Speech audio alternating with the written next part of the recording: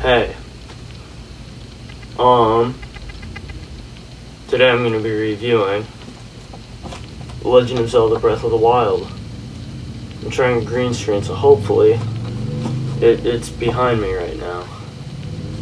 No promises, this might just be my voice with video edited over it. Yeah, I'm doing a Christian review of The Legend of Zelda Breath of the Wild for parents, people looking out for themselves. Yes. So, The Legend of Zelda Breath of the Wild is rated by the ESRB to be everyone 10 plus, meaning in age. It's rated that for fantasy violence, mild suggestive themes, and use of alcohol, and then the Spanish version of those three.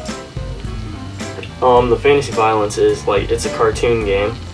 I'll edit some violence behind me probably. But there's no blood or anything, or gore. It's just like basically kids beating each other with sticks in the yard.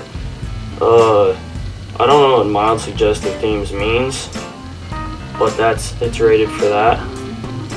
And the use of alcohol.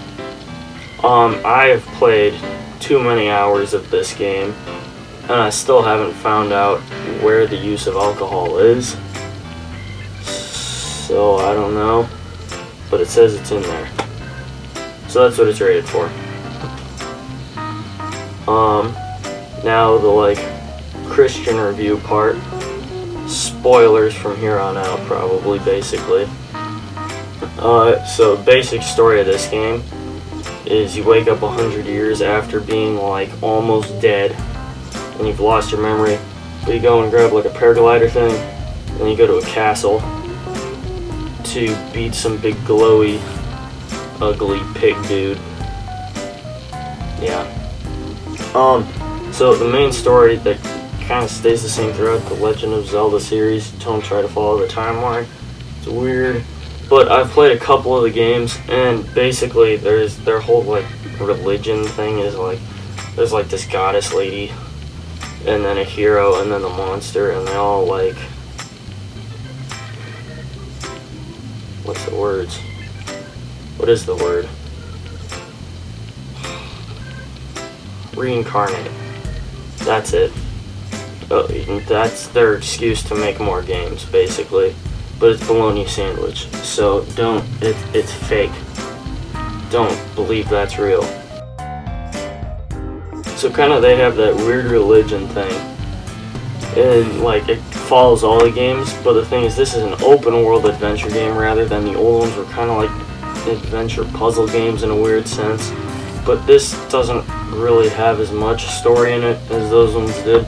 Following that specifically, there's side quests and stuff in this rather than just trying to find, I don't even know, the things in the other ones. Where I was going with this is there are a couple things that still follow that though. Instead of having 8 or so main dungeons, there's 120 little ones, and they call them shrines, and they're skinny dudes at the end sitting crisscross applesauce who give you these things called spirit orbs. And they say, blah blah blah. Except, it's in there, but you can skip it by hitting a button, but it's in the game, so you still want to know about it, I guess, for this. You take those spirit orb things, if you get 4 of them, you can go to these stupid little rock ladies with Tinkerbell wings, and that's where you turn them in for either hearts or a piece of stamina. Hearts are just your health. Stamina is your moving. It's for actions like sprinting, climbing, and paragliding. But you have to hit A, but it calls it praying right next to it, which is stupid, and then it gets all these little glowy line things. So that's less cool. And then there's also one that's dark. I don't remember where it's at, but it's got horns, and it's basically a gargoyle. I don't like that thing. It's an evil version, which is less cool. Still says pray and whatever. I don't remember where that's at in the game. There's only one of them, I think. And then the last thing, there's These things that are just giant. It's kind of like the old dungeons. They're called divine beasts though, and they shoot big lasers. But they're like robot machines. They just have a dumb name. And then there's ghosts inside of those. Of 4 champions. But I think that's basically it for the game. There's no like swords or gore or blood or anything. So that's cool. Yeah. So, I mean, the stuff to look out for. Most of the bad stuff in this game is pretty skippable. As in, like, the weird religion stuff is mostly skippable, but at the same time it's in there. So, I mean, you decide on that yourself, I guess. It's a fun game, though, if you're just looking for a fun game, but those things are in there, just so you know. Alright, well, eat more chicken, only at Chick-fil-A, everywhere else is for nerds.